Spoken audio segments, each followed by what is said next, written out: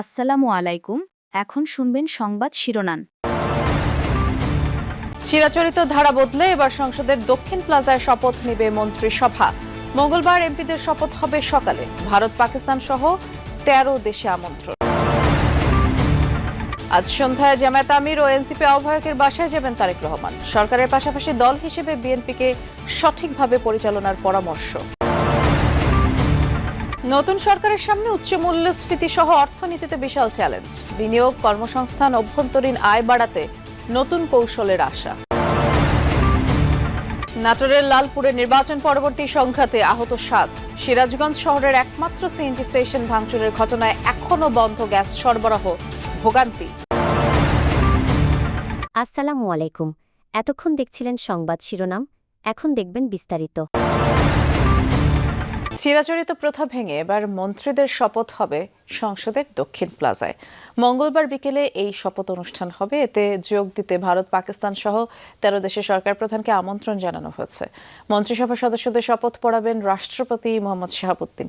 সাধারণত বঙ্গভবনের দরবার হলে অনুষ্ঠিত হয় মন্ত্রিসভার শপথ অনুষ্ঠান, কিন্তু এবারই ব্যতিক্রম হতে যাচ্ছে। প্রথমবারের মতো মন্ত্রিসভার শপথ গ্রহণ অনুষ্ঠান হচ্ছে জাতীয় সংসদ ভবনের দক্ষিণ প্লাজায়।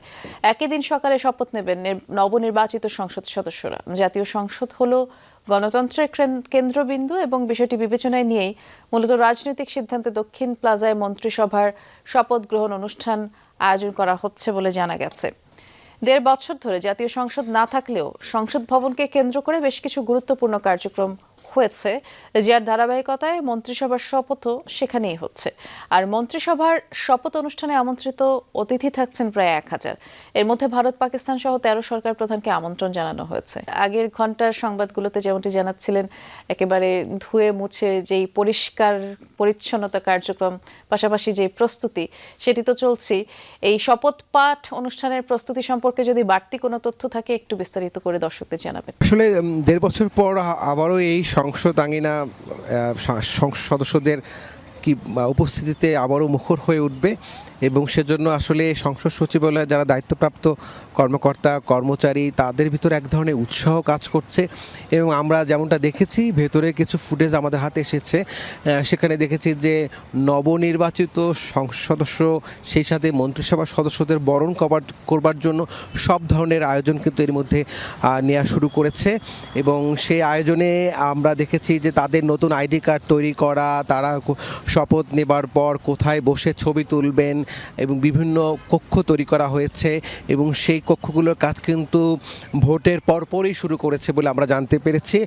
একই সঙ্গে এই দক্ষিণ প্লাজা যেখানে এই শপথ অনুষ্ঠান হবে, সকালে নবনির্বাচিত এমপিদের শপথ গ্রহণ অনুষ্ঠান, যেটি এখানে যেই নতুন এমপি যারা তারা এখানে তাদেরকে শপথ পড়াবেন প্রধান নির্বাচন কমিশনার। এবং একই মঞ্চে বিকেলে তারেক রহমানের নেতৃত্বে বিএনপির নতুন মন্ত্রিসভার শপথ।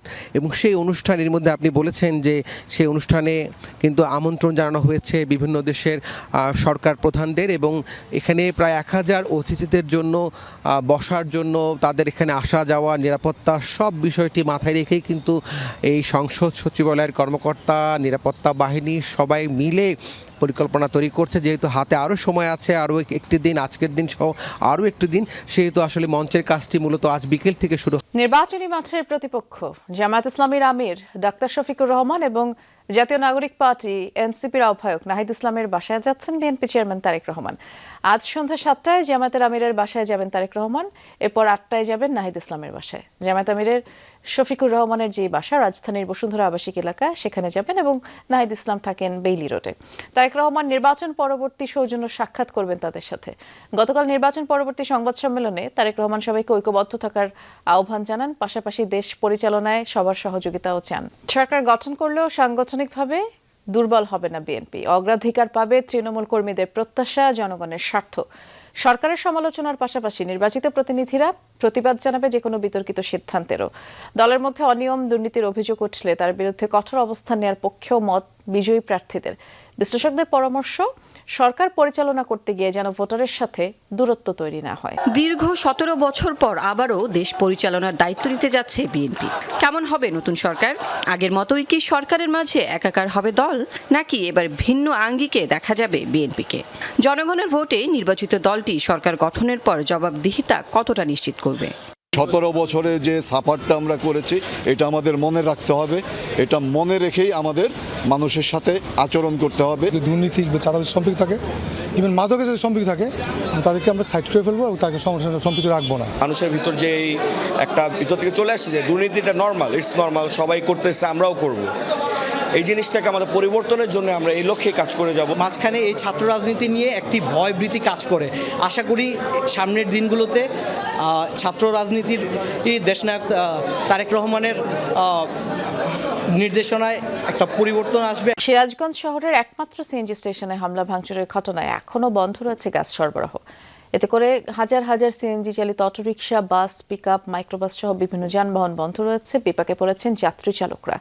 এর আগে শুক্রবার রাত 1:45টার দিকে সিরাজগঞ্জ শহরের শিয়ালকোল এলাকায় অ্যালবাট্রাস সিএনজি স্টেশনে হামলা করে দুর্বৃত্তরা। তারা মুখে কালো কাপড় বেঁধে বিভিন্ন অস্ত্র নিয়ে স্টেশনের 3টি ডিসপেন্সার মেশিন, জেনারেটর মেশিন ও আরএমএস রুম ভাঙচুর করে। গাড়ি বন্ধ হয়ে আছে, আমাদের ইনকাম বন্ধ, আমাদের পরিবারের সমস্যা। এই আমরা কয়দিন বন্ধ থাকবো তার তো কোনো গ্যারান্টি নাই। ইমার্জেন্সি অনেক যাত্রী অনেক জায়গায় যাইতে হয়, কিন্তু তারাও যাইতে পারতেছে না, গাড়ি নাই। যারা ভাঙছে, তারা যেই দলেরই হোক তাদেরকে দৃষ্টান্তমূলক শাস্তি দেওয়া লাগবে। এদিকে নোয়াখালীর হাতিয়া নির্বাচন পরবর্তী সহিংসতা ও নেতাকর্মী সমর্থকদের উপরে ধারাবাহিক হামলার অভিযোগে রাজধানীতে বিক্ষোভ মিছিল করেছে জাতীয় নাগরিক পার্টি। শনিবার রাতে দলটির বাংলা মোটর কার্যালয় থেকে এই বিক্ষোভ মিছিল বের করা হয়। এতে অংশ নেন দলের মুখপাত্র আসিফ মাহমুদ সজীব ভুঁইয়া, এনসিপির মুখ্য সমন্বয়ক নাসিরউদ্দিন পাটোয়ারি। হাতিয়ায় গণধর্ষণের বিচার না হলে বাংলাদেশের সব শ্রেণীর নারীকে রাস্তায় নেমে আসার আহ্বান জানায় এনসিপি। আর দলের মুখপাত্র আসিফ মাহমুদ বলেন, শপথ নেওয়ার আগেই সারা দেশে বিএনপি নেতাকর্মীরা যেভাবে নৈরাজ্য শুরু করেছে তা বন্ধ না করলে তাদের সামনে শেখ হাসিনার উদাহরণ অপেক্ষা করছে। আমরা অতি দ্রুত বাংলাদেশে নারীদের জন্য নিরাপদ একটি বাংলাদেশ চাই, যেই বাংলাদেশে ভারতীয় শক্তির নতুনভাবে আতাত গোষ্ঠী বিএনপি কোনো নারীদের উপরে ধর্ষণ তো দূরের কথা, একটি কটু কথা বলার সুযোগ পাবে না। সারা দেশে যেই নৈরাজ্য এবং জুলুমতন্ত্র আপনারা নির্বাচিত হওয়ার সাথে সাথে শুরু করেছেন, শপথ নেওয়ার আগেই শুরু করেছেন, সেটা অবিলম্বে বন্ধ করতে হবে। আপনারা শেখ হাসিনার পরিণতি থেকে শিক্ষা গ্রহণ করুন। এদিকে এনসিপির বিক্ষোভ মিছিলের পর রাজু ভাস্কর্যে বিক্ষোভ সমাবেশ করেছে ছাত্র শিবির। এ সময় ছাত্র শিবির সভাপতি মহিউদ্দিন খান বলেছেন, বিএনপি গণতান্ত্রিক উত্তরণ চায় না, এমনটা চাইলে তারা এই হত্যা করতো না। কোনোভাবে এদেশের গণতান্ত্রিক যে উত্তরণ, সেই উত্তরণের জন্য যারা জয়ী হয়েছে অর্থাৎ বিএনপি সেই গণতান্ত্রিক উত্তরণ চায় না। যদি তারা চাইতো তাহলে কোনোভাবে বিরোধী মতের উপরে এভাবে নির্বিচারে হামলা, খুন এবং ধর্ষণের ঘটনা ঘটতো না।